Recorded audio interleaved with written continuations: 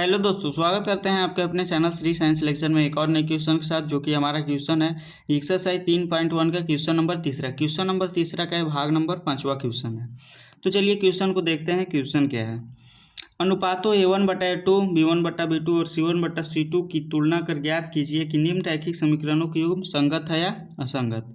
देखिए, हमारा 5वां नंबर क्वेश्चन है 4/3 + 2y = 8, 2x + 3y = 12। तो इसको बताना है कि समीकरणों का जो युग्म दिया गया है वो संगत है या असंगत। तो चलिए सोल्व करते हैं। यहाँ पे लिखेंगे हल। दिया गया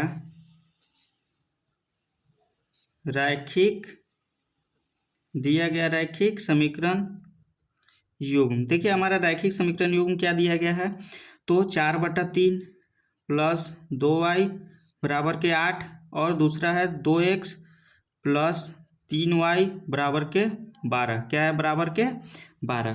तो देखिए, यहाँ पे लिखेंगे हम इस समीकरण को हम लिखेंगे व्यापक रूप में। व्यापक रूप क्या होता है? ax + by + c = 0 के रूप में। तो यहाँ पे हम लिखेंगे दिए गए रैखिक समीकरण युग्म को निम्न प्रकार से लिख सकते हैं। यहाँ पे लिखेंगे दिए गए रैखिक समीकरण युग्म को निम्न प्रकार से लिख सकते हैं। तो देखिए, इस समीकरण को हम किस प्रकार में लिख सकते हैं। पहला जो है 4/3 + 2y = 8। इसको हम लिखेंगे 4/3 + 2y। 8 को लाएंगे बराबर के इस साइड, तो प्लस में है माइनस के 8 हो जाएगा, बराबर में 0 हो जाएगा। देखिए, हमारा समीकरण 1 हो जाएगा। ठीक इसी प्रकार हम समीकरण 2 को भी लिखेंगे। तो यहाँ पे लिखेंगे 2x + 3y = 12। इससे बराबर के इस साइड लेंगे तो ये प्लस है तो माइनस में हो जाएगा, बराबर के यहाँ पे 0 हो जाएगा। यहाँ पे देखिए माइनस है, बराबर के 0। ये देखिए समीकरण 2 हो जाएगा, क्योंकि बराबर के इस साइड लाना है, तो प्लस है तो माइनस हो जाएगा। अब देखिए, इसको हम तुलना करेंगे किस रूप में? a1x + b1y + c1 = 0, a2x + b2y + c2 = 0, जिसे व्यापक रूप बोलते हैं। तो यहाँ पे लिखेंगे समीकरण 1 एवं 2 की तुलना रैखिक समीकरण की व्यापक रूप से करने पर तो देखिए, यहाँ पे हमारा हो जाएगा ax + by + c = 0 तथा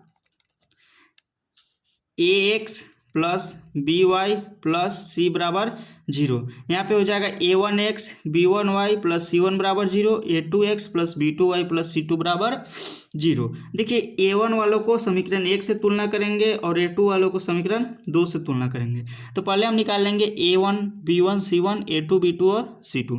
तो देखिए, हमारा a1 क्या हो जाएगा, तो a1 की जगह पर हमारा क्या है, तो 4/3 है, तो a1 बराबर क्या हो जाएगा, 4/3। b1 बराबर क्या हो जाएगा, तो b1 बराबर 2 हो जाएगा, और c1 बराबर क्या हो जाएगा, तो -8 हो जाएगा। a1 b1 c1 तो पहला समीकरण के लिए हो जाएगा, a2 b2 और c2 दूसरे समीकरण के लिए हो जाएगा। तो यहाँ पे हो जाएगा b1 b2, यहाँ पे हो जाएगा a2 पहले निकालेंगे, a2 बराबर हमारा हो जाएगा 2, b2 बराबर हो जाएगा 3 और c2 बराबर हो जाएगा -12। a2 बराबर हो जाएगा 2, b2 बराबर 3 और c2 बराबर -12 हो जाएगा।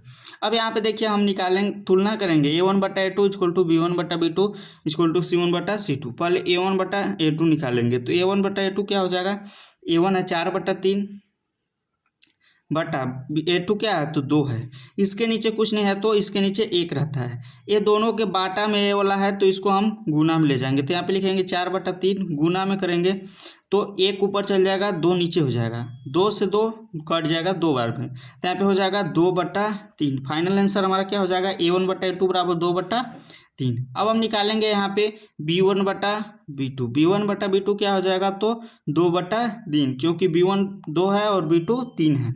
हम निकालेंगे c1/c2, तो हमारा देखिए c1/c2 क्या हो जाएगा, c1/c2 बराबर हो जाएगा -8 बटा -12।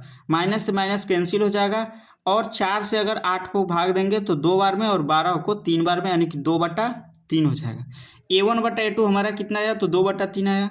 B1/B2 कितना आया तो 2/3 आया। और C1/C2 कितना आया तो 2/3 आया। तो इसको हम लिख सकते हैं A1/A2 equal to B1/B2 equal to C1/C2, क्योंकि तीनों का जो वैल्यू है वो सेम आया है। तो A1/A2 equal to B1/B2 equal to C1/C2। तो इसे हम लिख सकते हैं, क्वेश्चन में बोला है कि बताना है संगत है या असंगत। तो यहाँ पे लिख सकते हैं अतः यह समीकरण युग्म संगत है। अतः यह समीकरण युग्म संगत है, क्योंकि A1/A2 B1/B2 equal to C1/C2 रहता है तो संगत होता है। तो चलिए यही आपका आंसर हो गया, इसे आप नोट कर लीजिए। मिलते हैं अगले वीडियो में अगले क्वेश्चन के साथ। धन्यवाद।